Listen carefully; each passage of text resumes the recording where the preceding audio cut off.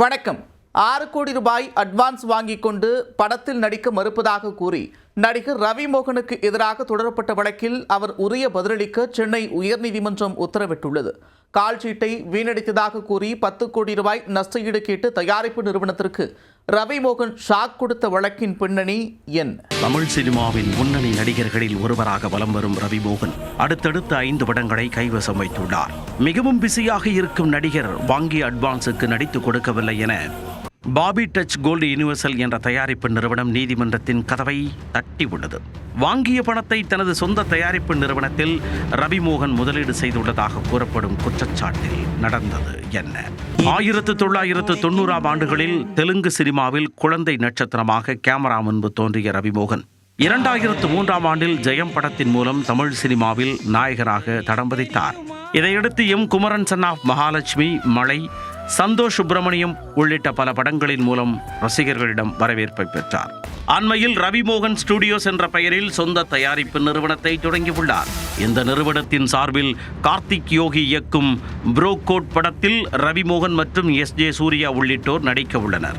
இந்த நிலையில் ரவி மோகனுக்கு எதிராக பாபி டச் கோல்டு யூனிவர்சல் என்ற தயாரிப்பு நிறுவனம் சென்னை உயர்நீதிமன்றத்தில் வழக்கு தொடர்ந்துள்ளது. அதில் தங்களது நிறுவனத்தின் சார்பில் 2 படங்களில் நடிப்பதற்காக நடிகர் ரவி மோகனுடன் கடந்த 2024ஆம் ஆண்டு செப்டம்பர் மாதம் ஒப்பந்தம் போடப்பட்டதாக கூறப்பட்டுள்ளது. இதில் முதல் படத்திற்கு ஊதியமாக 15 கோடி ரூபாய் நிர்ணயிக்கப்பட்டு முன்பணமாக 6 கோடி ரூபாய் கொடுக்கப்பட்டதாக தெரிவிக்கப்பட்டுள்ளது. ஒப்பந்தப்படி தங்களது நிறுவனத்தின் படத்தில் நடிக்காமல் மற்ற நிறுவன படங்களில் நடித்ததாக குற்றம் சாட்டப்பட்டுள்ளது.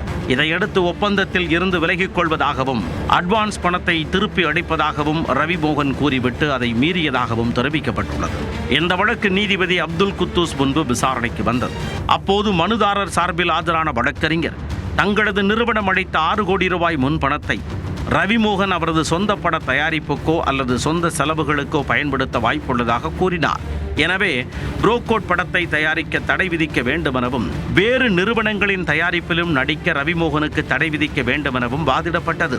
அத்துடன் 6 கோடி ரூபாய்க்கான உத்தரவாதத்தை நீதிமன்றத்தில் தாக்கல் செய்ய உத்தரவிட வேண்டுமெனவும் கேட்டுக்கொள்ளப்பட்டுள்ளது.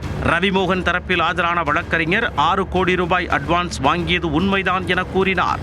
ஆனால் ரவி மோகன் கால்ஷீட் கொடுத்தும் தயாரிப்பு பணிகளை தொடங்கவில்லை என குற்றம் சாட்டினார். எனவே கால்ஷீட்டை வீணடித்ததற்காக ரவி மோகனுக்கு நஷ்ட ஈடாக கூடுதலாக 10 கோடி ரூபாயை வழங்க பாபி டச் கோல்டு யூனிவர்சல் நிறுவனத்திற்கு உத்தரவிட கோரி வாதிடப்பட்டது. இருதரப்பு வாதங்களையும் கேட்ட நீதிபதி மனு குறித்து நடிகர் ரவி மோகன் பதிலளிக்க உத்தரவிட்டு வழக்கை வருகின்ற 23ஆம் தேதிக்கு தள்ளி வைத்துள்ளார்.